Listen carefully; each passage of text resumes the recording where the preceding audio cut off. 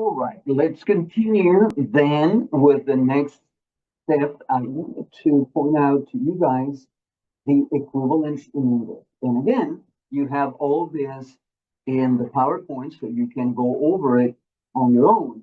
But here's an interesting relationship between the big finger and the small one. Middle and pinky are in this metaphor of the praying hands, the containers of the third person. The big one is plural, singular, sorry, and the pinky is the plural. So you see here the connections that I was talking about previously. As well, one thing that I want you to be very aware is, and again, sentences oftentimes tell stories. Each sentence may be viewed as a tiny story. And of course, if I start saying something about, oh, he came in the morning and picked up the book, and we don't have context, I just open up our conversation like that, you most likely going to be wondering who in the world is he, right? And I bet you know some people who do that quite often and leave you wondering. But of course, to be precise, to begin a story, to begin some statement, we oftentimes need to clarify who that he or she or we or you guys, etc., are. So I wanted to show you some variations here. For example, in the third person, él and ella can be replaced for specificity with names or occupations or other things. Pedro or la profesora, right?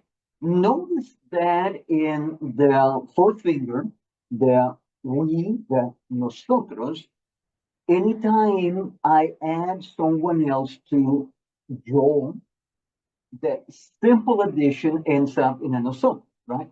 Me plus someone else is a we. But of course, if I say just nosotros, who are the other people in the conversation? To clarify, we can have subjects like mis amigos y yo, my friends and I. But I want you to know that for purposes of matching endings, verb endings to subject pronouns, we still keep the same fingers, right? We don't need to go on 1,000 fingers for all the possible subjects of our sentences. They, mis amigos y yo, is still nosotros, it still will match fourth to fourth, right? And in the pinky, we don't have to say or write sentences only with ellos and ellas. No, we need clarification. So, ellos could be los estudiantes, a mixed bag, perhaps, of female and male. How about Carmen y Lucia? Two ladies' names that would make a necklace, right? But now I'm specifying who ellas is representing or referring to. And notice that Carlos y tú, Amy and you, or whatever, that means you guys, right? Even though Carlos may not be present at the moment of the conversation. Now, this explains the concept of the very prayerful approach to verb learning in Spanish. The whole idea is that in praying hands, there is a match to each finger, thumb to thumb, and so forth, right? And if I had, a praying hand mismatched like that, that would be really odd. And for verb conjugation in Spanish, if the fingers are not perfectly aligned in the classical form, then you will have conjugation mismatch. And I extended the same analogies to the idea of a fish body and a tail. Could be anything with body and tail, but fish are quite huge. So notice here in the verb hablar, to speak, that the so to speak, original ending is AR, as I suggested before. And let's say those are the tails.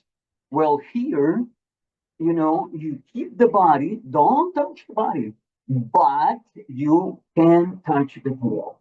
Well, that sounds a little bit weird, but you know what I'm talking about, right? So here, imagine that we'll have different tails for the same body of the verb. You replace AR with anything that came from the other metaphor from the right hand. Or screwdriver, love them when they're multi-bit, right?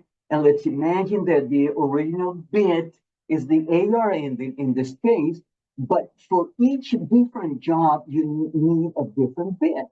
And for each conjugation job, you will replacing this AR with either o or as or amos, am. The song that I already chanted for you, o as am, amos am, o as am, amos am. And that is the mystery revealed of praying hands, fish, and screwdrivers. Hasta pronto.